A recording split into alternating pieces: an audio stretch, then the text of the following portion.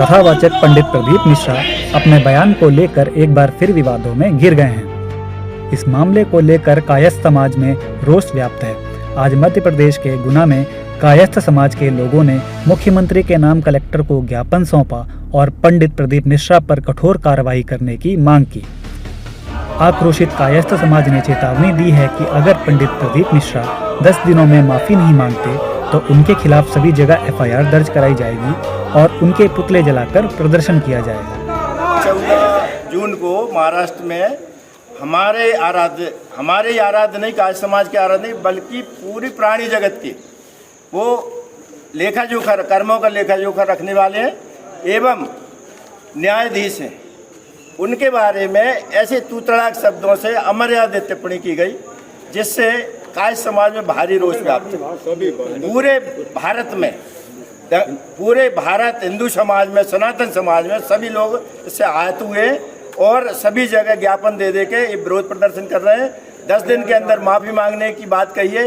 अगर वो नहीं मांगते माफ़ी तो सब जगह FIR होगी और भारी विरोध प्रदर्शन उनका पुतला भी जलाया जाएगा। अगर वो नाक रगड़ के सही ढंग से चित्र पीठ पे जाके माफ़ी नहीं मांगेंगे तो इस तरह का हम आंदोलन जारी रहेगा। वहीं विरोध बढ़ता देख पंडित प्रदीप मिश्रा बैकफुट पर आ गए हैं। आज उन्होंने इस मामले में माफी मांगी है।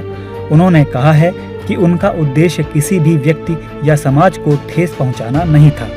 देखिए, श्री शिवाय नमस्तुभ्यम सभी शिव भक्तों को। ऐसा नहीं कि किसी समाज को या किसी भी व्यक्ति को कोई बात कही गई हो।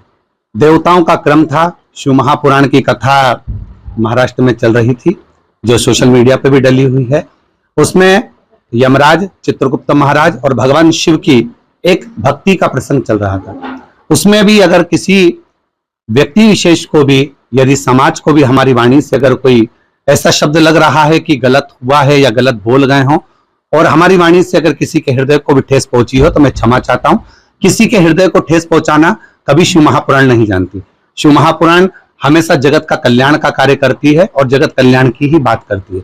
फिर भी अगर मेरी वाणी से या शिव महापुराण के किसी शब्द से किसी भी समाज को, किसी वर्ण को, किसी व्यक्ति को अगर कोई ठेस पहुंचती है तो मैं उसके लिए क्षमा चाहता हूँ। देखिए, विषय कोई भी आप अगर प्रसंग उठाएंगे, शास्त्रों को ब्रह्म वैवर्त पुराण से उठाएंगे तो राधा रानी का प्रसंग भी आपको पढ़ने को मिलेगा। हम लोग जो पुराणों में या शास्त्रों में अध्ययन करते हैं वही हम लोग सम्मुख में कहते हैं, पर हो सकता है कई लोगों को वो चीजें स्मरण में नहीं आती या पढ़ने में नहीं आती तो उनको लगता है कि ये हो ही नहीं सकता, वो भी प्रसंग रहते हैं। पर अभी के जो प्रसंग है या मूल जो प्रसंग है, और देखिए एक वक्ता है, वक्ता अपनी व्यासपीठ से अगर कोई बात कह रहा है तो वो उसके अंदर की भी बात सामने प्रस्तुत करता है कि उसके अंदर के भाव क्या है। परंतु कोई किसी के हृदय को ठेस पहुंचाना या किसी को गलत कहना ये किसी वक्ता के लिए नहीं है या किसी व्यासपीठ के लिए नहीं है।